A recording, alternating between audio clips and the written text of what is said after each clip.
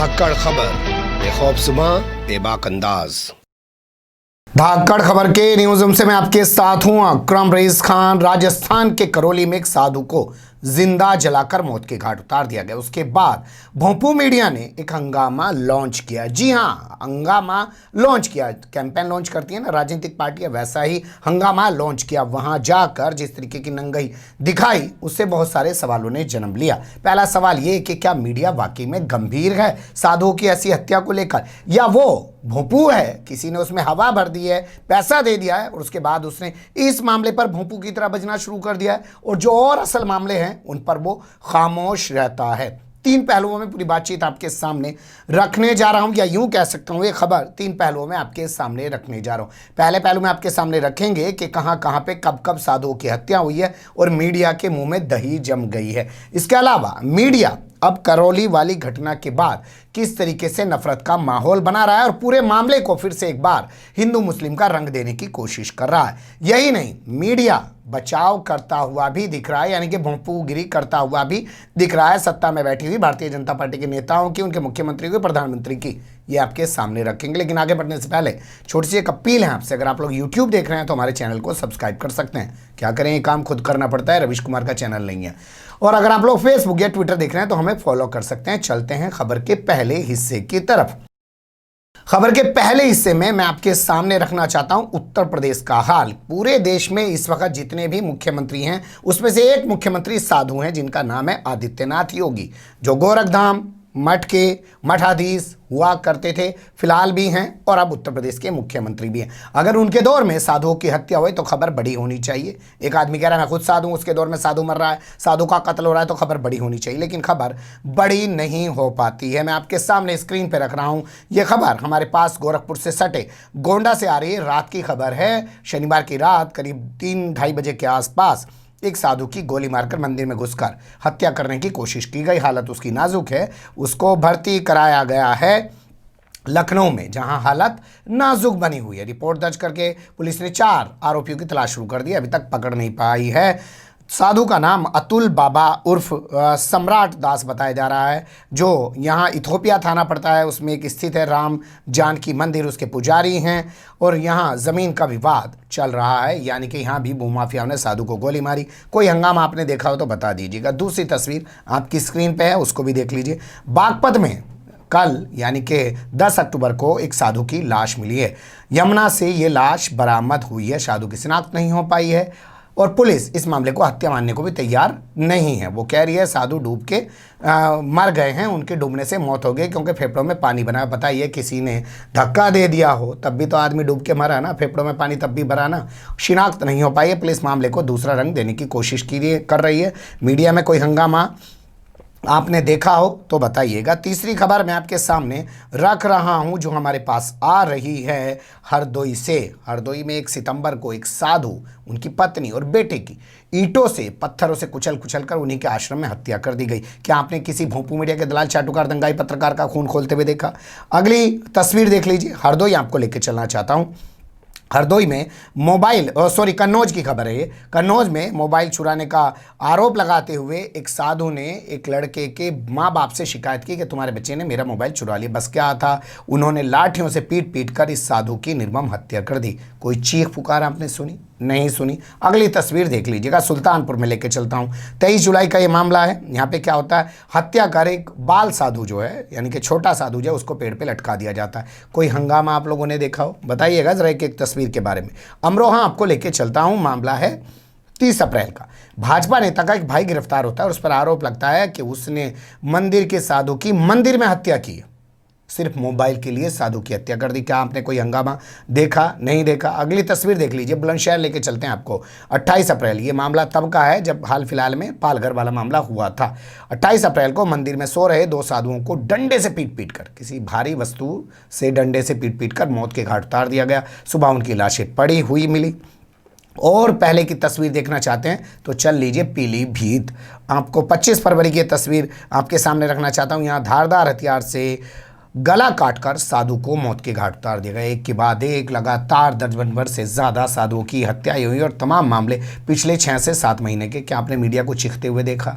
सोचिएगा। यहाँ तो बड़ा सवाल, साधु सीएम के राज में साधुओं की हत्या। अब दूसरे पहलू की तरफ चलते हैं। अब आपको दिखाते हैं कि कैसे 56 इंच का सीना हो जाता है भोंपू मीडिया के दलाल चाटुकार दंगाई पत्रकारों का। लेकिन किनके सामने होता है वो आपको खुद सोचना पड़ेगा। ये मैं आपके सामने एबीपी न्यूज़ की जो एंकर हैं उनका एक बयान रख रहा हूं, जिसमें वो कह रही हैं सवालों का जवाब देने के बजाय भागते हुए नजर आए अशोक गहलोत यानी कि सीएम राजस्थान। लेकिन आज सीएम गहलोत मीडिया के सामने आकर भी करौली पर बोलने से कतराते रहे, भाग गए। खैर, खबर यह है कि पीड़ित परिवार को सरकार की तरफ से नौकरी, 10 लाख मुआवजे का भरोसा और यह कहा गया है कि हम आपके साथ हैं, इंसाफ पूरी तरीके से आपको मिलेगा। लेकिन पूरा इंसाफ तब तक बाकी है जब तक आरोपियों को फांसी की सजा न मिल जाए। हाथरस पर हो हल्ला करने वाली कांग्रेस के राज में ऐसी घटना कैसे हो जाती है, इसी पर करेंगे बड़ी बहस।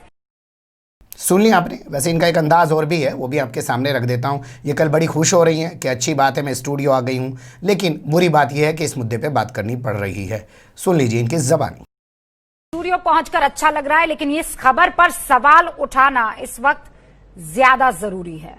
राजस्थान के करौली में एक पुजारी की जिस निर्मम तरीके से हत्या की गई, पेट्रोल डालकर उसे जला दिया गया, वो आप सब जानते हैं।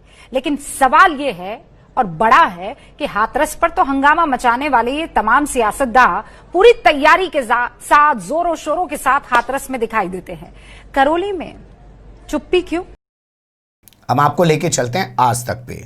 आज तक का प्रोग्राम है दंगल। यहां पे जो एंकर हैं रोहित सरदाना, उनकी जबानी सुनिए कि अशोक गहलोत से जब सवाल पूछा गया आज तक के द्वारा तो वो चुप्पी साध कर निकल लिए।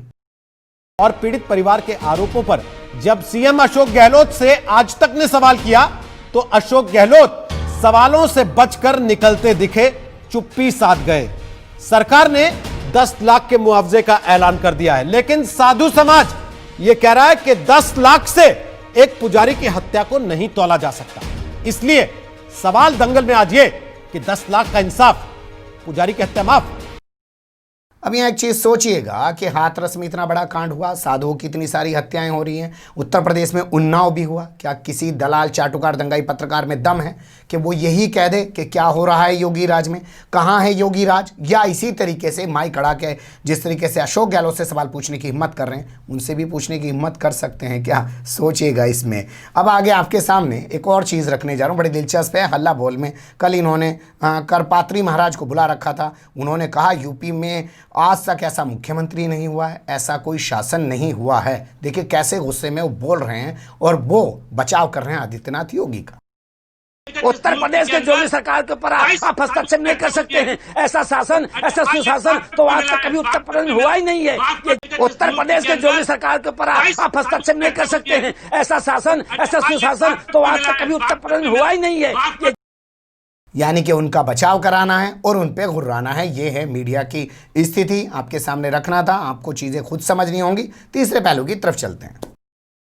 तीसरे पहलू में देख लेते हैं कि कैसे मामले को हिंदू मुस्लिम का रंग दिया जा रहा है। हालांकि इस मामले से हिंदू मुस्लिम का कोई लेना देना नहीं है। मरने वाला बाबा भी हिंदू है, मारने वाले भी हिंदू हैं, पकड़े भी 2 लोग गए जा चुके हैं, बाकी की तलाश में पुलिस लगी है राजस्थान की। लेकिन आज तक जिसका पेट नहीं भरा दंगल में डिबेट करके, जिसका पेट नहीं भरा हल्ला बोल में डिबेट करके, तो रोहित सरदाना शाम को भी बैठ के 7 बजे अपना दूसरा दंगल सजा के और उसमें भी एक डिबेट करने लगा। और उसमें उसका आप जो है रिमार्क सुनिए जो पढ़ रहा है, उसमें आप उसका बोलना सुनिए जिसमें वह बोल रहा है कि जब हिंदुस्तान में ही साधु सुरक्षित नहीं होंगे, हिंदू स्थान।